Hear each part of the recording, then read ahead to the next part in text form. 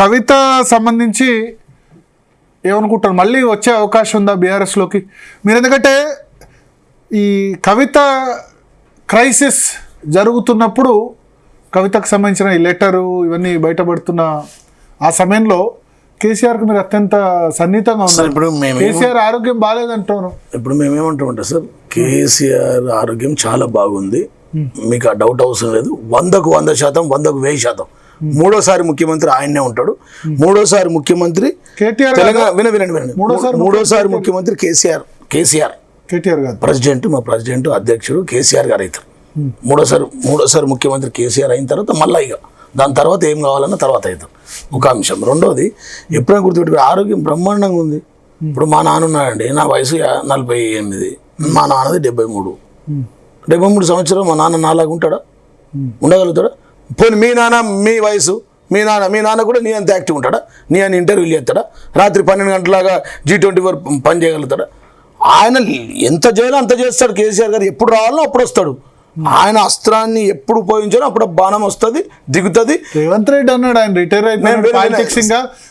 అయిపోయిన వాళ్ళ గురించి పెద్ద బాబులనే ఈ ప్రాంతం నుంచి పారదోలిండు కేసీఆర్. పెద్ద బాబులను. ఈ చిన్న బాబు ఎంత అండి?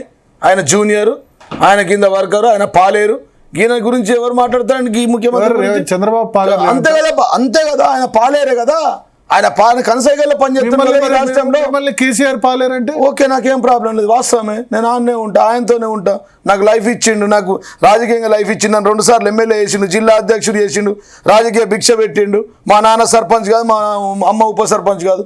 మా నాయన ఎట్లా చూసుకుంటారో కేసీఆర్ సార్ని కూడా అట్లా బాగా దగ్గరగా మీరే ఉన్నారు. ఓటమి తర్వాత 18 నెలలు ఏ లీడర్ కూడా లేడు. ఇప్పుడు తెలిసి సంతోష్ కంటే కూడా ఎక్కువ జీవన్ రెడ్డి ఉన్నారు. జీవన్ రెడ్డి 18 నెలల పాటు ఉన్నారు. ఓడిపోయిన తర్వాత ఏమైనా తేడా వచ్చింది? మేమేమంటుండే ఏముండదు సార్ దగ్గర. మొదట ఎట్లున్నానో Day 1 సార్తో ఎట్లున్నానో ఇప్పటి వరకు కూడా అట్లనే ఉన్నా. ఇంకా బతుకున్నంత కాలం అట్లనే ఉంటుంది, దాంట్లో డౌట్ ఉండదు. ఎందుకంటే మాకు ఇంకేం కావాలా? నేను అనేది మీరు దగ్గరగా కేసీఆర్ని చూశారు కదా 18 నెలలు. ఓడిపోయిన తర్వాత గెలిచినప్పుడు చాలా మంది పక్కన ఉండే, కానీ ఓడిపోయిన తర్వాత పక్కన జీవన్ రెడ్డినే పెట్టుకొని 18 నెలలు ఉన్నారు కదా ఫామ్ హౌస్ లో. 18 నెలలు ఓడిపోయిన తర్వాత ఆయన బాడీ లాంగ్వేజ్ లో బాధ ఉండే, ప్రజలు ఓడించారు, ఇంత చేసినా ప్రజలు ఓడించారు మీరు అంటారు కదా. ఇంత కష్టాలు నష్టాలు చూసింది సార్ తెలంగాణ ఉద్యమంలో. ఒకే ఒక్కడు కదా ఆ రోజు, ఒకే ఒక్కడు బయలుదేరి 2001లో మొత్తం ఈ 35 జాతీయ పార్టీని నొప్పించి గల్లీ నుంచి ఢిల్లీ దాకా ఉద్యమం చేసి 35 జాతీయ పార్టీని ఒప్పించి కాంగ్రెస్ బీజేపీలను కూడా ఒప్పించి చివరికి తెలంగాణ వస్తుందో రాదో ఉద్యమ సమయంలో ఎన్ని ఒడిదొడుకులు చూశారు, ఉద్యమ సమయంలో ఎన్ని గెలిపోవటములు చూశారు, ఎన్ని హింస అనుకోలే కదా. ఇది ఎక్స్పెక్టెడ్ కాదు కదా. ఇప్పుడు ఇక్కడ కాదు, భారత రాష్ట్ర దేశాన్ని గెలుద్దాం అనుకున్నాడు. ఇప్పుడు ఏదో ఆలోచిస్తే ఏది జరిగినా మన మంచి కొరకే జరిగింది అంటాడు. ఏది జరిగినా మన మంచి కొరకే జరిగింది అనుకొని భావించే వ్యక్తి. గెలిపోవటములు సమానంగా తీసుకుంటాడు కదా సార్. ఎన్ని బై ఎలక్షన్లు పోటీ చేశారు సార్, ఎన్ని ఎలక్షన్లు కొట్లాడారు సార్. ఒక్క మనిషి సపోర్ట్ లేనప్పుడు ఇంత పెద్ద సపోర్ట్ తీసుకొని 4.5 కోట్ల ప్రజలను రోడ్ల మీదకి తీసుకొచ్చి గల్లీ నుంచి ఢిల్లీ దాకా ఉద్యమం చేసి 35 జాతీయ పార్టీని ఒప్పించిన వ్యక్తికి ఇది ఒక మామూలుగా చిన్న విషయం. మళ్ళీ రీబ్యాక్ ఎట్లా కావాలా, అగైన్ మనం ఎట్లా అధికారంలోకి రావాలా, మళ్ళీ తెలంగాణను ఎట్లా కాపాడుకోవాలా, నష్టపోయిన తెలంగాణ ఎట్లా మళ్ళీ రీక్విక్ చేసుకోవాలా, జీడిపిలో నంబర్ 1, వరి పంటలో నంబర్ 1, కరెంటులో నంబర్ 1, విద్యుత్ తలసరి వినియోగంలో నంబర్ 1, అంతే కదా. ఈ జరుగుతున్న నష్టం ఏదైతే ఉందో, పంటలు పండిస్తున్నాడో క్యాప్సికమ్ అది ఫామ్ హౌస్ లో రోజు వ్యవసాయం వ్యవసాయం చేస్తారు సార్. ఆయన ఉన్నదే వ్యవసాయం క్షేత్రంలో. ఇప్పుడు ఇంకా ఫామ్ హౌస్ అప్పుడంటే ముఖ్యమంత్రి భరత్ గారు మీ ఊర్లో తోట ఉంటుంది. ఫామ్ హౌస్ అంటే వ్యవసాయ క్షేత్రం. ఇంకోటి, నేను ఆర్మూర్ ఎమ్మెల్యే, నన్ను ఏడు ఉండాలనుకుంటారు సార్ ప్రజలు? ఆర్మూర్లు ఉండాలనుకుంటారు ఎక్కువ శాతం.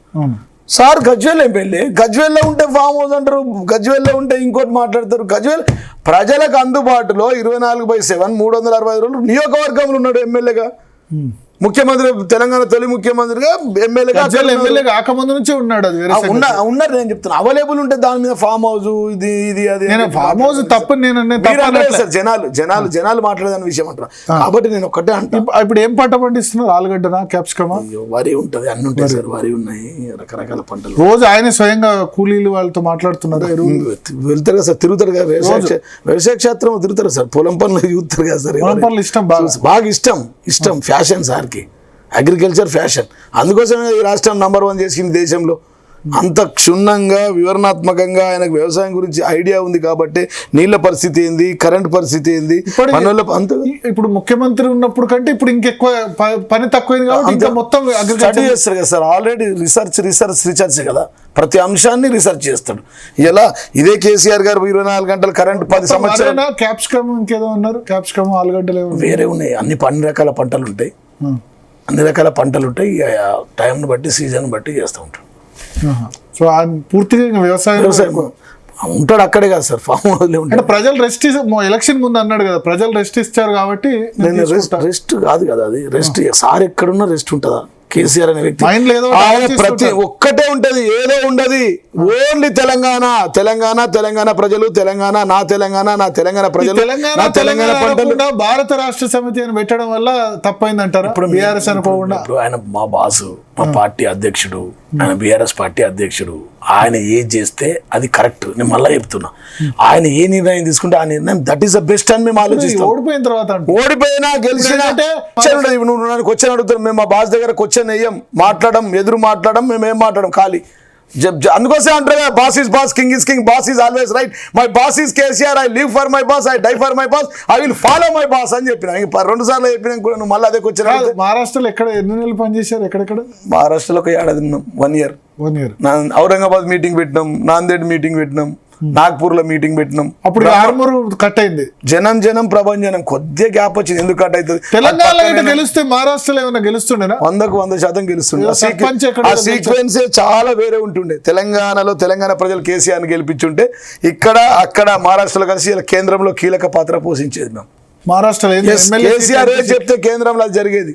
అవునా? అంతే. మహారాష్ట్రలో 1 side చాలా జనం ప్రభంజనం ఉండే.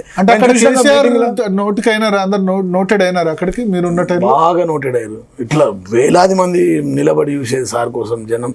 అంటే ఒకటి కంపేర్ చేసుకున్నారు భరత్ గారు, తెలంగాణలో 24 గంటల కరెంట్ ఎందుకు వస్తుంది, మహారాష్ట్రలో ఎందుకు ఇయ్యారు? తెలంగాణ రైతు బంధు ఎట్లు ఇస్తున్న కేసీఆర్, మహారాష్ట్ర ముఖ్యమంత్రి ఎందుకు ఇయ్యాడు? తెలంగాణలో కళ్యాణ లక్ష్మి ఎట్లు ఇస్తున్నాడు, 1,00,000 రూపాయలు, మహారాష్ట్రలో ఎందుకు ఇయ్యాడు? తెలంగాణలో గురుకుల పాఠశాల ఎట్లా నడుస్తాయి, మహారాష్ట్రలో ఎందుకు ఉండే? బార్డర్ కదా మనకు, వెరీ పక్కనే కదా. మా నిజామాబాద్ దాటగానే మహారాష్ట్ర, ఆదిలాబాద్ దాటగానే మహారాష్ట్ర, నిర్మల్ దాటగానే మహారాష్ట్ర, నిజామాబాద్ బోధన్ దాటగానే మహారాష్ట్ర. కాబట్టి ప్రజలు అక్కడిక్కడ ఈ ముఖ్యమంత్రి ఇచ్చినప్పుడు ఆ ముఖ్యమంత్రి ఎందుకు ఇయ్యాడని అట్లా బాగా కంపేర్ చేశారు సార్. సర్పంచులు చాలా మంది మమ్మల్ని తెలంగాణ రాష్ట్రంలో కల్పనని రావడం. తెలంగాణలో గెలిస్తే మహారాష్ట్రలో చాలా మంది అవకాశం ఉంటుంది. ఎక్స్ మినిస్టర్లు, ఎక్స్ ఎమ్మెల్యేలు చాలా మంది జాయిన్ అయ్యారు. ఎన్సీపీ నుంచి వాళ్ళ నుంచి చాలా మంది పైసలు ఖర్చు పెట్టారు. ఎందుకు పైసలు ఖర్చు పెడతారు సార్? ప్రజా స్పందన అది, కేసీఆర్ మీద అభిమానము. మరి ఎందుకు మరి అక్కడ స్పందన ఉన్నప్పుడు తెలంగాణ ఓడిపోయినా అక్కడ కంటిన్యూ చేసి అయిపోతుంది కదా. మేమేమనుకున్నామంటే ఇక్కడ గెలిచి ఉంటే మొత్తం మార్పు వచ్చేది. అక్కడ ఇక్కడ అంతా కలిపి కీలకంగా ఉండేవాళ్ళం. సరే అది జరిగిపోయిన స్టోరీ, ఇప్పుడు దాని గురించి ఎందుకు. కానీ 3వ సారి ముఖ్యమంత్రి మళ్ళీ కేసీఆర్ గారు పక్కా అవుతారు. మేము ఇప్పుడు పార్టీ నిర్ణయం. ఆయన అధ్యక్షుడు, మా వర్కింగ్ ప్రెసిడెంట్ కేటీఆర్ నాడు, అధ్యక్షులు కేసీఆర్ గారు ఉన్నారు. నేనేం చెప్తా దానికి, ఎందుకు చెప్తాను నేను? Just I have to follow. జిల్లా అధ్యక్షుడు నేను, వర్కింగ్ ప్రెసిడెంట్. సలహా ఏం తీసుకోరా? 18 నెలలు మీరు పక్కనే ఉన్నారు కదా. కేసీఆర్కి సలహాలు ఇచ్చేంత మాది ఉంటుందా సార్? మీరు చెప్పండి. పెద్ద మేధావి, ఒక ఎన్సైక్లోపీడియా. ఆయన ముందు ఆయనతో కలిసి ఉండాలంటేనే ఒక జీవితంలో ఒక గొప్ప అవకాశం. అంతకు మించి అవకాశం లైఫ్లో ఎవరికి రాదు. కేసీఆర్ టైం టేబుల్ ఏంది? పొద్దున్న నుంచి రాత్రి వరకు తెలంగాణనే ఉంటుంది సార్. ఎప్పుడు మాట్లాడినా, అన్నం తిన్నా, కూర్చున్నా, ఛాయ్ తాగినా, పడుకున్న తెలంగాణ గురించి ఆలోచన. అంటే ఎట్లుంటే తెలంగాణ ఎట్లా అయిపోయింది? ఈ రాక్షసుల పాలనలో మొత్తం ఆగమైపోయాయి. రైతులు ఆగమైపోయారు. వరి పంటకు బోనస్ లేకపోయే, కరెంటు లేకపోయే, రైతుల బంధు రాకపోయే, రైతు బంధుకు రామ్ దళిత బంధుకు జై భీమ్ అయిపోయే, ఇస్తాన్న బోనస్ ఇవ్వకపోయే, 24 గంటల పారెంట్ గతంలో చాలా విమర్శలు వచ్చాయి. లేట్ గా లేస్తాడు, లేట్ గా పడుకుంటాడు. పూర్తిగా తప్పు. ఉదయం నుంచే న్యూస్ పేపర్ చదువుతారు పొద్దున్న లేవు నీకు తెలుసు కదా భరత్ గారు, నువ్వు సీనియర్ నేను నాకు కాదు జర్నలిస్ట్, నాకు తెలుసు కాదు కానీ ప్రజలకు తెలియాలి. తెలంగాణ, ఆంధ్రప్రదేశ్ తెలుగు ప్రజలందరూ ఏమంటారంటే బ్రహ్మాండంగా దినచర్య చెప్పండి, ఎందుకంటే తెలుగు ప్రజలు పక్కన ఉన్నారు కాబట్టి. పొద్దున నుంచి 5 గంటల నుంచే దినచర్య ఉంటుంది, 6 గంటల నుంచే దినచర్య ఉంటుంది. ఆయన మాట్లాడితే తెలంగాణ, అన్నం తింటే తెలంగాణ, ఛాయ్ తాగితే తెలంగాణ, పొలం వెంట నడిస్తే తెలంగాణ, ఇంట్లోకి బయలుదేరితే తెలంగాణ. పొద్దున్న లేవు న్యూస్ పేపర్స్ అన్ని అవుతారా మొత్తం. సరే ఇప్పుడు భరత్ గారు నీకు తెలుసు, నువ్వే సీనియర్ జర్నలిస్ట్, ఇంకా నన్ను నా గురించి కాదు ప్రజల గురించి తెలుసు. ప్రతి నిత్యం ప్రతి నిమిషం 24 గంటలు 7 రోజులు 365 దినాలు ఒకటే ధ్యాస ఆయనకు. పన్నా తిన్నా లేచినా తెలంగాణ తప్ప, తెలంగాణ ప్రజలు తప్ప. తెలంగాణ ప్రజలు అంటే మనందరం వస్తుంది ఇంట్లో. నా మంచి కోరుతాడు, నీ మంచి కోరుతాడు, కెమెరామెన్ల మంచి కోరుతాడు, ప్రతి ఒక్కరి సంక్షేమం కోరే, ప్రతి ఒక్కరి సంక్షేమం కోరే వ్యక్తే కేసీఆర్. ఈ ఫాల్తు మాటలు ఈయన ఏం మాట్లాడతాడండి? ఆయన ఎలా world largest project lift irrigation project Kaleshwaram అంటే కాళేశ్వరం మీద అవినీతి అని మాట్లాడుతారు. కాంగ్రెస్ పార్టీ అవినీతి మాట్లాడితే తూ అని ఉంచుతారు. ఎవరన్నా father of the corruption party దేశంలో ఏముందంటే కాంగ్రెస్ పార్టీ. వినాలి ఒక్క నిమిషం. Father of the corruption party దేశంలో ఏముందంటే కాంగ్రెస్ పార్టీ. వాడొచ్చి ఈ కరప్షన్ మీద మాట్లాడతారు సార్. భూమిలో బొగ్గు కుంభకోణం, భూమి మీద కార్ల కుంభకోణం, ఆకాశంలో అగస్ట కుంభకోణం, అంతరిక్షంలో 2G స్కామ్. ఇక్కడ నిన్న 5 లక్షల కోట్ల 9,277 ఎకరాల ఏదైతే ఇండస్ట్రియల్ ల్యాండ్ ఉందో దాన్ని మొత్తం కన్వర్షన్ చేసి అమ్ముకుంటారు. వాళ్ళ అల్లుడేమో TDR స్కామ్లు అమ్ముకుంటాడు. TDR ఏది బిల్డింగ్ కన్స్ట్రక్షన్ SFI ఆయన అమ్ముకుంటుడు. అన్నదమ్ములేమో కబ్జాలు పెడుతురు. ఈ ఫైమ్ గాడేమో అల్యూమినియం ఫ్యాక్టరీ నుంచి పడితే ఆ లియోనియా రిసార్ట్ దాకా కొట్టేస్తూ ఉన్నారు, దోసుకుంటూ ఉన్నారు, బెదిరిస్తూ ఉన్నారు. గుండాయిజం, రౌడీయిజం, ఎక్కడ 1000 కోట్ల పైన ఉంటే అక్కడ వాళ్ళ నిఘా. ఇప్పుడు మొత్తం పారిశ్రమ నిన్న KTR గారు ప్రెస్ మీట్ పెట్టారు కదా, 9,299 ఎకరాలు మొత్తం కన్వర్షన్ చేసేసి దందా నడుస్తుంది. ఫైమ్ గాడు, ఈడు, రంజిత్ రెడ్డి గాడు, వీళ్ళ దందాలు అవే. మొత్తం వీళ్ళ దందాలు ఏంటంటే కన్వర్షన్ వాళ్ళు రావాలి. షాడో సీఎం ఈడీ చెప్పుకుంటాడు, అటు రోహన్ రెడ్డి చెప్పుకుంటాడు, ఇటు ఈయన చెప్పుకుంటాడు, ఇటు అన్నదమ్ములు వాళ్ళు ఏడు ఈస్ట్ వెస్ట్ నార్త్ సౌత్ దోసుకుంటున్నారు. భరత్ గారు రాష్ట్రాన్ని దోసుకుంటున్నారు. 5 లక్షల కోట్ల కుంభకోణం అక్షరాల నిజం. ఇప్పుడు కన్వర్షన్ చేసినాయని మళ్ళీ మా ప్రభుత్వం వచ్చిన తర్వాత తిరిగి KTR గారు చెప్పిన మళ్ళీ బరాబరి ప్రభుత్వ సొమ్ము, ప్రజల సొమ్ము, ప్రజల కట్టబెడతాం. ఎక్కడ తీసుకోండి. అల్యూమినియం ఫ్యాక్టరీ తెలుసా అండి మీకు? అల్యూమినియం ఫ్యాక్టరీ పంచాయతీ తెలుసా? లియోనియా పంచాయతీ తెలుసా మీకు? ఏంది పంచాయతీ? లియోనియా పంచాయతీ. ఇప్పుడు లియోనియాది కొండ సురేఖది కాదు, చెప్తా ఉన్నాను మీరు. ఏంటంటే ప్రభుత్వ సొమ్ము 2,230 కోట్లు బ్యాంకులకు చెల్లించాలి.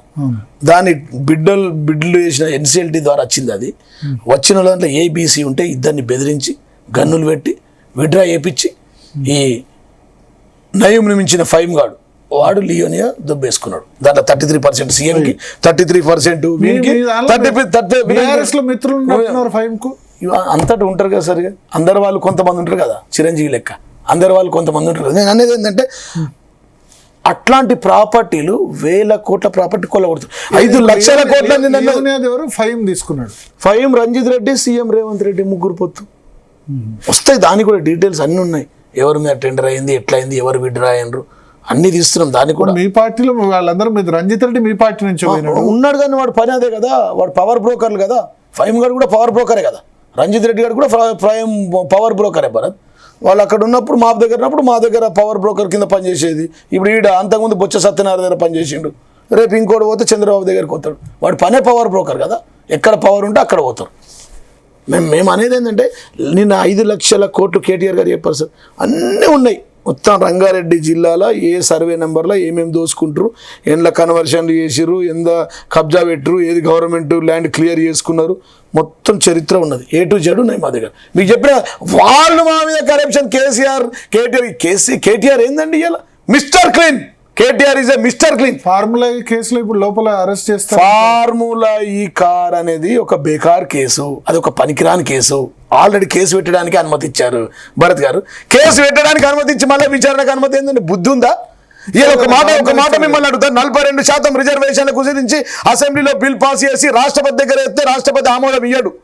దాన్నే తీసుకొచ్చి రాష్ట్రపతి జ్యూరిడిక్షన్ ఉన్న విషయాన్ని తీసుకొచ్చి 42% ఆర్డినెన్స్ రూపంలో మార్చి ఇక్కడ గవర్నర్కి పంపితే గవర్నర్ మాట్లాడు.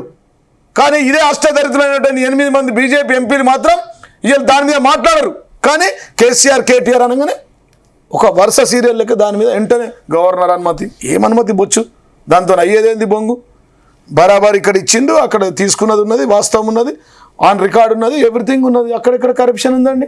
అట్లా కరప్షన్ అంటే కాంగ్రెస్ బీజేపీ ఎంపీలంతా జైళ్ళలో పోవాలి ఒకవేళ అదే కరప్షన్ అయితే. వీళ్ళు ఫార్ములా ఈ కార్ రేస్ని ఇక్కడ తీసుకొచ్చి జీవన్ రెడ్డి ఎంత సంపాదించారు ఈ 11 ఏళ్ళు? ఎందుకు సంపాదిస్తున్నారు? ఫుల్ సంపాదన అసలు. నా రక్తం ఎమ్మెల్యే అంటారు. వినండి భరత్ గారు, నా రక్తం చెమట పెట్టి నేను రియల్ ఎస్టేట్ వ్యాపారం చేసుకున్నా. నేను ఒక కాంట్రాక్ట్ తీసుకున్నట్టు 10 ఏళ్లలో కేసీఆర్ గవర్నమెంట్లో ఒక కాంట్రాక్ట్ తీసుకున్నట్టు ఎనీ టైం నువ్వు ప్రూవ్ చేస్తే నా మొత్తం నా లైఫ్ నేను మొత్తం రాజకీయాల నుంచి వెళ్ళిపోతా. ఒక్కటి నేను కొనలేదు. ముందు కొన్న భూములు పెరిగినాయి. నేను శంకర్పల్లి భూములు 27 లక్షలకు కొన్నా, అవి ఇలా పెరిగినాయి రేట్లు. అవి దాంతోనే 100 ఎకరాలు పైగా ఫామ్ హౌస్ ఎట్లా వచ్చింది? ఎందుకన్నా నేను నా ఇల్లు అమ్మేసుకున్నా. నా ఇల్లు ఎకరంలో 30,000 స్క్వేర్ ఫీట్లు ఉండే. ఒక్క ఎకరంలో 30,000 స్క్వేర్ ఫీట్లు ఉండే.